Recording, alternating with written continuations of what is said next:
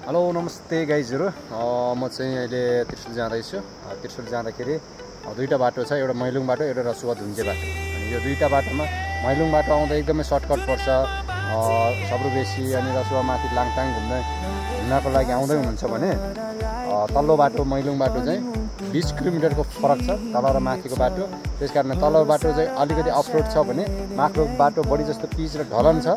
तर कति मान्छेहरू चाहिँ अब बाइकमा आउनेहरू अब अलिक छिटो जानु छ, छिटो फर्किनु छ भन्ने विचारले चाहिँ मलाई धेरैजनाले सोधिरहेको हुन्छ कि तल्लो बाटो खुल्ला छ कि छैन भनेर।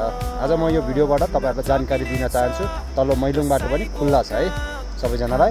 हुन्छ, अब मैलुङको बाटो तर कस्तो छ त अब हेरौँ है त सबैजना।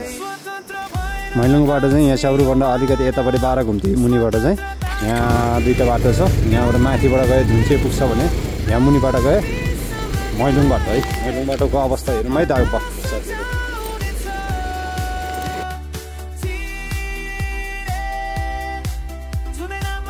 यतातिर बाटो यस्तो अलिकति हिलो यस्तो छ बाटो है।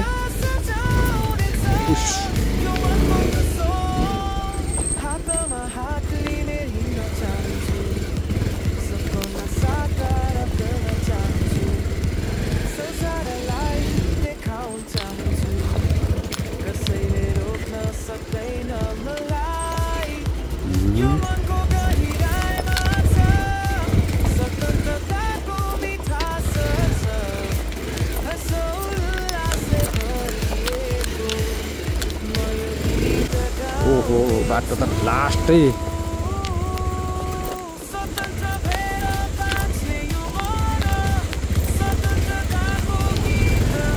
बाटो त लास्ट रहेछ नि यतातिर त।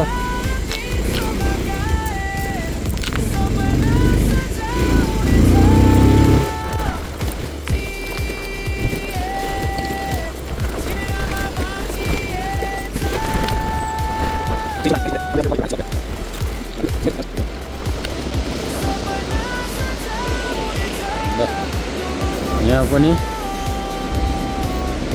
काम हुँदैछ। अस्तिको पानीको कारणले हेर्नुहोस् त आमामा त्यसरी क्रेनहरुमा सबै भत्काइदिएछ यार।